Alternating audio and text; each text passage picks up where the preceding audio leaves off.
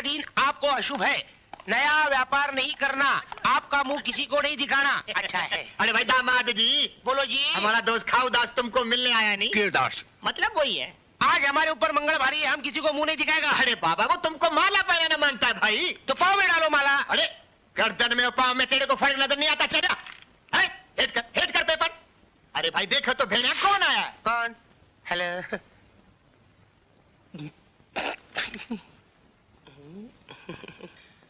ससुर जी, मैं जरा नेट प्रैक्टिस करके आता हूँ। भाई वाह वाह लगता वाह। है मैंने तुम्हें कहीं देखा है। अरे भाई जरूर देखा होगा, बड़ा पॉपुलर आदमी है, टीवी में देखा होगा, क्रिकेट के मैच में देखा होगा। मैच में नहीं, हैं? ग्रैंड रोड पे देखा है, हैं? बस स्टॉप पे देखा है, लोकल ट्रेन में देखा है, सेंट्रल जेल में देखा है। अरे वाह, हमारा दामाद जेल में भी बैटिंग करता है। बैटिंग नहीं, कटिंग करता है। कटिंग मतलब? एक नंबर का चोर है ये चोर है? अव्वल नंबर का जेब कतरा है। 2 बार तो मैंने इसे अंदर किया है। क्या बात करता है? अरे भेड़िया, जेब काटने वाले कुत्ते ने हमको काटा। कोई बात नहीं, कुत्ते ने कुत्ते को काटा। अरे ये बात बाद में। अरे इधर देखो चोर, भेड़िया चोर, मैं तेरा नाक तोड़ दूंगा, मैं तेरा नाक तोड़ दूंगा। अरे मैं तेरे को कूट कूट के मैं तेरा बनाऊंगा टेलकम। बचा बचा, मारे बचा बचा। नहीं मानना मेरी बात सुनो, तुम्हारी बेटी विधवा हो जाएगी, मेरी बात सुनो। अरे एक नंबर का चोर है, कोई क्रिकेट प्लेयर नहीं, अभी इस घर में नहीं रह सकता। इसको बाहर निकालो। नहीं डैडी, अब ये नहीं हो सकता। क्यों? इस बैट शास्त्री का छोटा शास्त्री मेरे पेट में पल रहा है। बेबी! अरे शादी से पहले नेट प्रैक्टिस में ही सेंचुरी मार दी। मैं तेरे साथ साथ ही छोटे शास्त्री को भी खत्म कर दूंगा। इस तरह तो दीवानी फैमिली इधर ही रुक जाएंगी नहीं। जरा कल से काम ले नहीं बापा। देखो जो होना था सो हो गया, अब इसको दामाद स्वीकार करने में ही अपना भला है नहीं। भाभी जी ठीक कह रही है। चल बे लफंगे, माफी मांग। ससुर जी हमको माफी दे दो। अरे ये तो सिल्ली भी नहीं है। हमसे कसूर हुई गवाह, कसम गंगा किनारे की। बड़ी गंगा किनारे से आया नहीं। अरे सारे उल्लासनगर को मैं क्या मुंह दिखाऊंगा? थुक तेरे कारो मुंह थिंदो। आशीर्वाद। राम तेरी गंगा मैली। हाँ, मैंने नागराज का खून किया तो? अब तक तो तुम पकड़े नहीं गए, लेकिन कब तक बचोगे? मैं कब तक बचूंगा मुझे पता नहीं, लेकिन वो बचे हुए दोनों ज्यादा दिन नहीं बचेंगे। इस रास्ते पर चलकर तुम्हारा अंजाम क्या होगा, कभी सोचा है? सोच तो अब एक ही है, अपनी माँ को दिया वो वचन पूरा करना और अपनी बहन पर हुए अत्याचारों का बदला लेना। वो आ रही है, तू वैन में जा।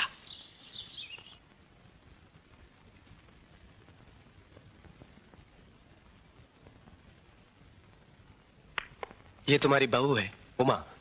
माँ जी सदा सुहागन रहो। बैठो, यहाँ बैठो मेरे पास। Excuse me. इंस्पेक्टर सूरज है। आपके बेटे का एक्सीडेंट हो गया है। क्या? नानावटी में है। मेरे बेटे का एक्सीडेंट हो गया? मैं अभी आया डॉक्टर साहब। अजीब आदमी हो तुम। एक तरफ खून देकर जिंदगी बचाना चाहते हो और दूसरी तरफ खून बहाकर जिंदगी खत्म कर देना चाहते हो। ये तो वक्त वक्त की बात है मधु। आदमी को कभी इंसानियत के लिए अपना फर्ज पूरा करना पड़ता और कभी एहसानों और जज्बातों की खातिर जालिमों और हत्यारों का खून बहाकर उन्हें मिटाना पड़ता है। कर छोड़ो इन बातों को, तुम घर जाओ। माँ जी को पता चला तो परेशान हो जाएंगी। ठीक है राजू।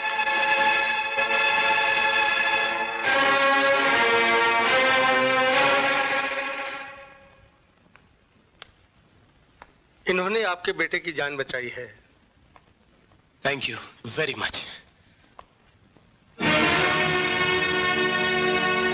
समझ में नहीं आता कि आपके एहसान का बदला मैं किस तरह चुकाऊंगा। इसमें एहसान की क्या बात है? माँ, तूने राजू को बचाया? हाँ, लेकिन तुम यहाँ कैसे? कृष्णा जानता है ये कौन है? तेरे बचपन का दोस्त सूरज। हाँ कृष्णा। सूरज? कृष्णा सूरज।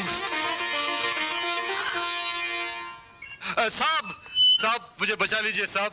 मैं मर गया साहब, मैं मर गया। क्या हुआ? साहब एक गुंडे ने मुझे बहुत मारा। ये देखिए साहब, वो मुझे जान से मार डालना चाहता है। मुझे बचा लीजिए साहब, मुझे बचा। अरे कौन है वो? साहब उसका नाम कृष्णा है। कृष्णा? तुम सच कह रहे हो? हाँ साहब, अपनी माँ की कसम, अपने धंधे की कसम, वो बहुत बड़ा गुंडा है साहब। उसने तुम्हें क्यों मारा? साहब वो मेरी होने वाली जोरू मधु पे आग रखता है। उसे भगा के ले जाने को देखा, मैंने उसे रोकने को देखा। साहब मुझे मार मार कर बुरा हाल कर दिया। मेरी मधु को मुझे वापस दिला दीजिए साहब, वापस दिला दीजिए। हवलदार, यस सर। इसकी कंप्लेंट लिखो और इसको हॉस्पिटल ले जाओ। जी साहब। ये कुदरत भी अजीब खेल खेलती है। कल मेरे हाथों आपके बेटे सूरज को बचा लिया, तो आज आपके बेटे ने मेरे पोते को बचा लिया। और कुदरत का ये खेल भी देखिए बाबूजी, कि कृष्णा का एहसानमंद होने के बावजूद मुझे इसे गिरफ्तार करना पड़ेगा। गिरफ्तार करना पड़ेगा? क्यों? पुलिस की नौकरी की यही तो मजबूरी है बाबूजी। मधु नाम की लड़की के होने वाले पति ने कंप्लेन की है कि कृष्णा ने उसे जान से मारने की कोशिश की और मधु को अगवा करना चाहा। क्या बात कर रहे हैं आप? किसी की कंप्लेंट करने पर आप देवर जी को गिरफ्तार कर लेंगे क्या? आपको ये तकलीफ करने की कोई जरूरत नहीं है इंस्पेक्टर साहब। आप कौन हैं? मेरा नाम मधु है और कृष्णा के खिलाफ कंप्लेन करने वाला मेरा होने वाला पति नहीं बल्कि एक गुंडा है। क्या? बेटे, अगर हथकड़ी पहना नहीं है तो जाके उन लोगों को पहना जिन्होंने मुझे जीते जी कफन पहना दिया, जिन्होंने तेरी बहन की इज्जत को मेरी ही आंखों के सामने तार तार कर दिया।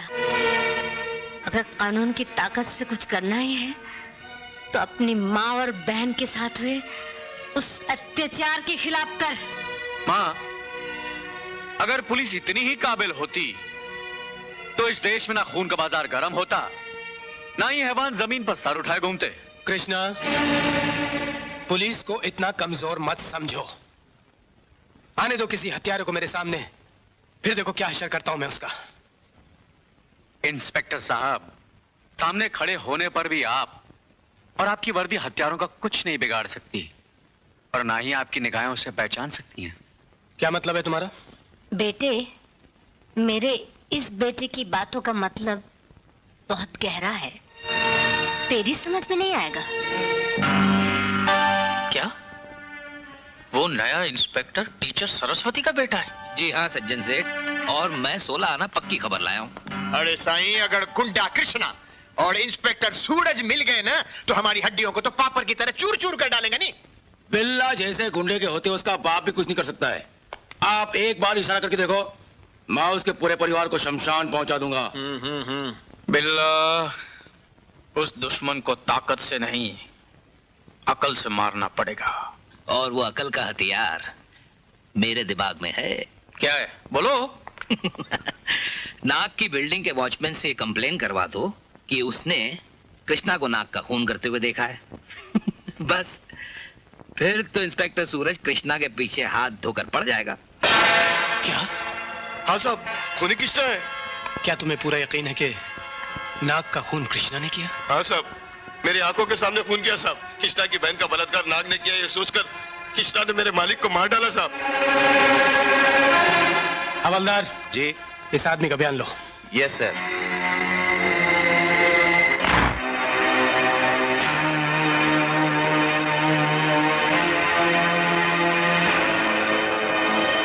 बेटा, मैं तुम्हारी परेशानी की वजह समझ रहा हूं। अगर तुम कृष्णा को मुजरिम समझकर उसकी तरफ उंगली उठाते हो तो तुम खुद अपनी मां की नजरों में एक मुजरिम बन जाते हो। बहुत दुख होगा उस मां को, है ना? उस मां को दुख ना हो इसलिए क्या मैं कानून को धोखा दूं, फर्ज से मुंह मोड़ लूं? बेटे, मेरा तजुर्बा कहता है कि किसी की साजिश तुम दोनों भाइयों के दरमियान दुश्मनी की दीवार खड़ी करना चाहती है। तो बाबूजी आप ही बताइए कि मुझे क्या करना चाहिए? तुम किसी भी तरह कृष्णा की उंगलियों के निशान हासिल करो, फिर नाग के कातिल की उंगलियों के निशान के साथ मिलाकर देख लो। उसके बाद तुम्हें अपना फर्ज निभाने में कोई मुश्किल नहीं होगी। अब लिखो FOUL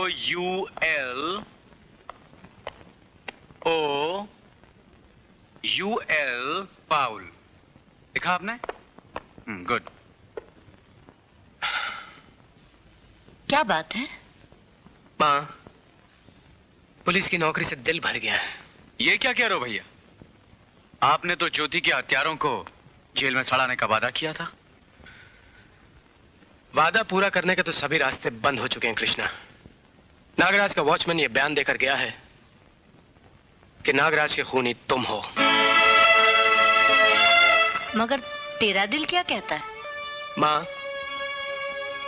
बचपन में अपने चाचा की मार खाने से जिस कृष्णा का शरीर घबराहट के मारे बुखार से तप गया था, वो किसी का खून करने की हिम्मत कैसे कर सकता है?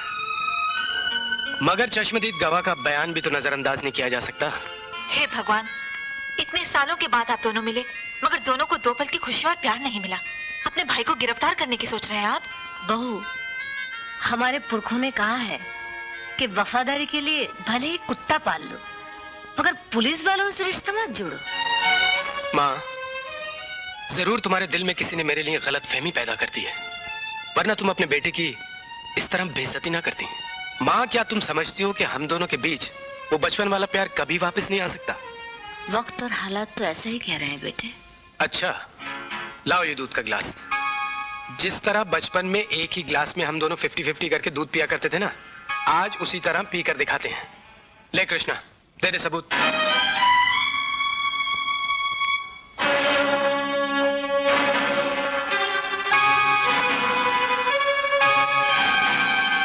अब तुम पियो। Thank you. अरे, अरे माँ, ये क्या किया माँ? बेटे, अपनी अपाहिज माँ के लड़खड़ाने पर तुझे अफसोस जाहिर करना चाहिए, झुंझलाहट और गुस्सा नहीं। पर माँ, ये बहुत कीमती ग्लास था। ये मामूली कांच का ग्लास अचानक कीमती कैसे हो गया? माँ, मैं तुमको... अरे रे, ये आप क्या कर रहे हैं? हाथ मत लगाइए, कहीं जख्म हो गया तो भरना मुश्किल हो जाएगा। जाइए आप। उफ।